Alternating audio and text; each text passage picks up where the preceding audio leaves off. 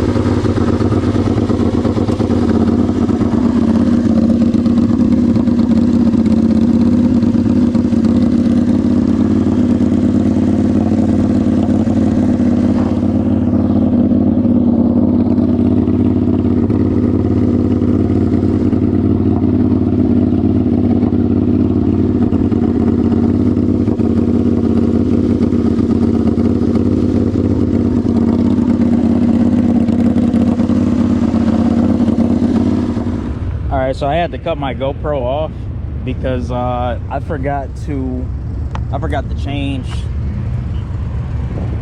change this setting right here. Hold up, I'm gonna show you guys because I'm still not used to how hot these Ducatis run. So right here I have different alerts set up to where it'll turn the engine off like if it over temps. So basically you see right here, this is the engine temperature over temp. It's actually a pretty nice safety feature, so you don't tear anything up. But you can see you could have it go into safe mode where it'll just pull a bunch of timing, or you could have it do an engine shut off to where it'll just turn the engine off, you know, so you don't fry anything. The only thing that sucked is it actually turned the engine off while I was in the middle of the road. So yeah, that was something I forgot to actually change. So now I set the engine temp up to 260 because after talking to a lot of well-seasoned Ducati people, they were basically telling me that these engines like to run in the neighborhood of like 215 degrees to like 230 degrees, and it's completely normal, which is absolutely crazy to me. Even in my logs, when I did my test ride yesterday, I was going over the data and I saw that the engine temperature, mind you, it was a bit cooler at night, so it was a little bit cooler than what they were saying, but it was around like 213 to 217 degrees on a 75-degree night. So I was in the middle of the road and I had to bump this up because unless that temperature dropped past, because I had it set to 230 at first, I had to bump that temperature up past 230 in order to start the engine, because it would have just kept it in that shut off mode until it got below that level. So I had to offset it to 260 degrees. So I did that, started it up, and then I pulled over to the side of the road. But I mean, it's running good. It was a few people that spotted me out here.